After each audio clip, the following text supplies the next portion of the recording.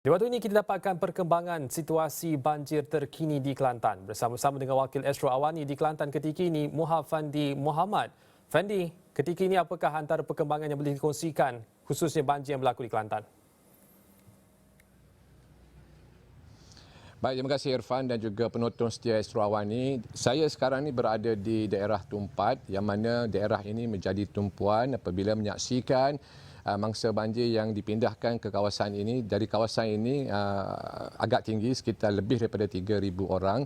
Dan pada masa yang sama, daerah Tumpat ini merupakan daerah yang paling akhir bersempadan dengan laut dan juga bersempadan dengan Thailand, di mana pada waktu ini aliran air Sungai Golok yang pada waktu ini juga bacaan paras air Sungai Golok masih lagi mencatatkan bacaan paras bahaya, di mana aliran Sungai Golok akan melalui daerah Tumpat seterusnya ke laut. Dan untuk makluman setakat jam ini, mangsa banjir yang terus berlindung dan juga berpindah ke pusat pemindahan sementara telah pun menghampiri angka 28,000 orang mangsa banjir, yang mana membabitkan lebih daripada 7,000 keluarga yang ditempatkan di 138 pusat pemindahan sementara. Dan ada perkembangan baik sedikit di mana jajahan jeli telah pun menutup ke semua pusat pemindahan sementara dan ke semua mangsa banjir yang sebelum ini sekitar 400 orang mangsa banjir yang berlindung di pusat pemindahan sementara telah pun dibenarkan pulang ke rumah masing-masing sejak daripada jam 10 pagi tadi. Begitupun walaupun jajahan jeli telah bebas daripada banjir, perlu diingatkan seperti yang dimaklumkan oleh Irfan bahawasanya amaran hujan berterusan dijangka akan melanda Kelantan, termasuklah di daerah jeli dan juga daerah-daerah sekitarnya.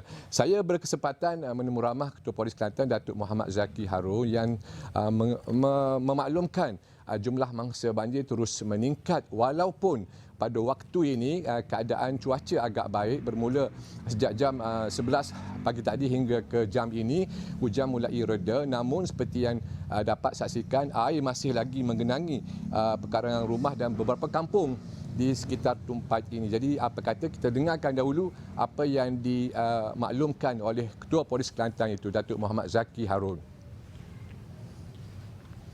Kita tengok di Kelantan pun keadaan banjir semakin bertambah. Walaupun setakat ini jeli telah pun menutup PPS dia, tetapi pertambahan berlaku di Kota Baru pula.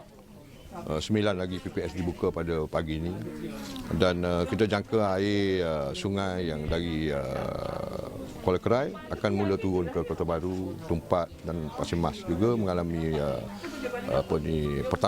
peningkatan air. Sebab kalau kita tengok di negara jiran pun, di Hak Nyai, di mana pun berlaku banjir yang agak teruk. Dan hari ini kalau setakat ini kita dah ada 138 PPS dan dengan 7,700 keluarga, 7,703 keluarga dan 27,098 orang setakat pukul 10 tadi. Dan selepas ini mungkin lagi ada pertambahan lagi. Dan tadi pun saya terima laporan di Semerak pun agak meningkat. Jadi walaupun bagaimanapun pihak polis setakat ini masih mampu untuk memberi bantuan.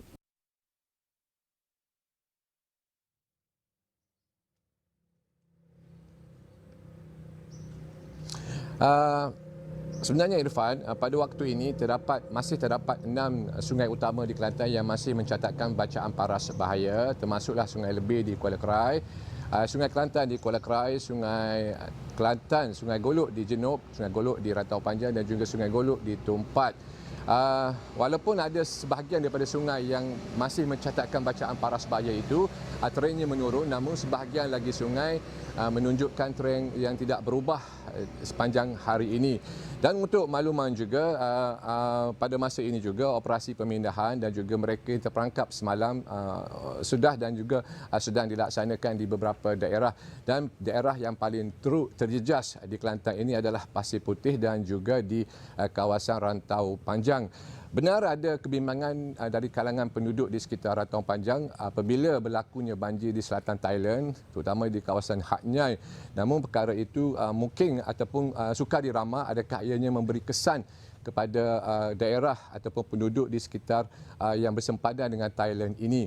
Pada waktu ini juga mereka yang berlindung ataupun bertahan di pusat pemindahan sementara menjalani kehidupan seperti biasa, dan mereka juga dilaporkan mendapat bekalan makanan yang mencukupi dan juga keperluan termasuklah keperluan bagi golongan warga emas dan juga golongan dan juga kanak-kanak serta bayi. Apapun, saya sudah pasti akan membawakan perkembangan lanjut berhubung dengan situasi banjir yang melanda negeri Kelantan ini untuk penonton setia Astro Awani. Baik, terima kasih Muhammad Fandi Muhammad atas laporan itu. Pastinya kita sekali lagi akan bawakan perkembangan dari semasa ke semasa, dan kita akan bawakan juga perkembangan ini menerusi platform-platform seperti astroawani.com.